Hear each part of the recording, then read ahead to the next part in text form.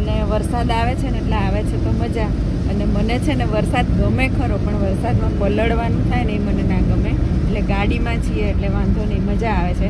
બાકી મને કેવું ગમે ખરું વરસાદમાં, પણ પલળું ને એટલે પછી માથું દુખે ને આમ તાવ આવે એવું થઈ જાય. એટલે હું વરસાદમાં બહુ ઓછી પલળું, વરસાદમાં બહાર જવું પણ ઓછી. ત્યાંથી ઘરે આવી ગયા અને આવ્યા ને તરત જ મનભાઈની થોડી તબિયત નથી સારી, એને ઝાડા થઈ ગયા હતા એટલે તરત લઈ ગઈ, કપડાં વપડા બદલી, નવડાયો ધોવડાયો. અને હવે જો નખ કાપતી હતી, નખે નહોતો કાપવા દેતો અને થોડો ઢીલો થઈ ગયો છે.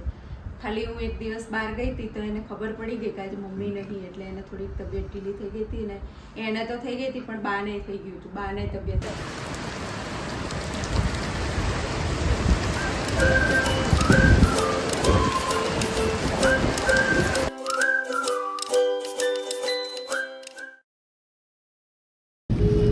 જય શ્રી કૃષ્ણ મિત્રો, કેમ છો બધા? અને આજે જો અમે છે ને ગામડે ગયા હતા અને ગામડે જઈને રિટર્ન આવી રહ્યા છીએ પાછા.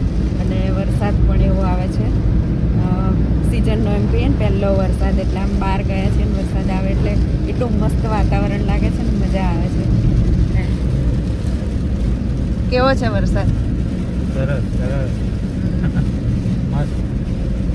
ગાડી ચલાવવાની ફાવે છે? ચલાવ છું. અને જો અહીંયા વરસાદ ચાલી રહ્યો છે.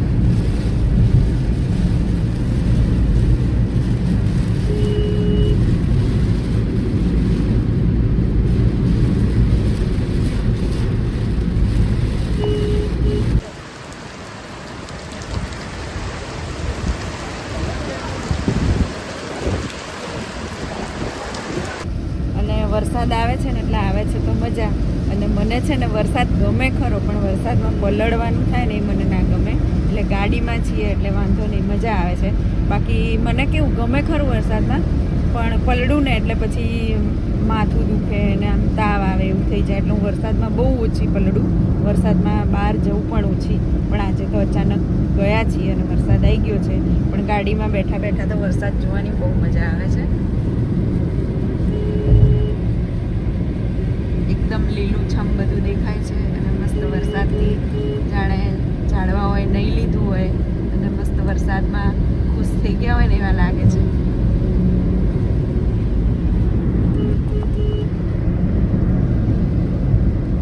અને તમને બધાને વરસાદ ગમે છે કે નહીં?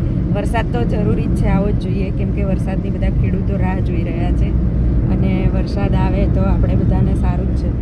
પણ વરસાદમાં બધાને નાવું ગમે છે કે નહીં? કોમેન્ટ કરજો.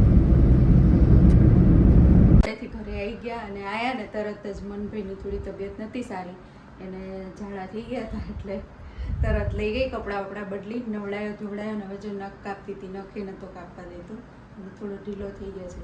ખાલી હું એક દિવસ બહાર ગઈ હતી તો એને ખબર પડી ગઈ કે આજે મમ્મી નહીં, એટલે એને થોડીક તબિયત ઢીલી થઈ ગઈ હતી. ને એને તો થઈ ગઈ હતી પણ બાને થઈ ગયું હતું, બાને તબિયત નથી સારી. નહીં બા, શું થયું? કેવું બા? હવે જો બાને હારું નથી હો, પાછા બધા જોજો, જે જોતા હોય ને અમારા બાને હારું નહીં એટલે કોમેન્ટમાં બધા બાની ખબર પૂછજો પાછા. એવું ના થાય કે જો બાની ખબર એ ના પૂછી.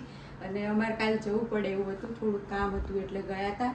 પણ બાની એ તબિયત નહીં સારી અને મનની એ નહીં સારી. અને ઘરમાં તબિયત ના સારી હોય, મારી પોતાની હાલત જુઓ, કેમ કે આને લઈ જવું, નવડાવું ધોવડાવું, બાને પછી તબિયત ના સારી હોય, ઘરમાં જાણે મને એવું લાગે કે નર્સમાં રાખી લીધી હોય ને એ ટાઈપની મારી હાલત થઈ ગઈ છે.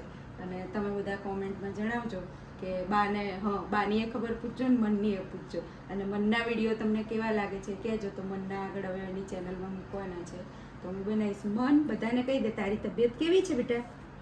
શું થયું તું મનને? હે, શું થયું તું? હારું હારું, જો એને ગુસ્સો આવી ગયો પૂછ્યું ને એટલે. સારું, બસ અમારા બ્લોગનો અહીંયા જ એન્ડ કરીશું. બધાને જય શ્રી કૃષ્ણ, બાય બાય.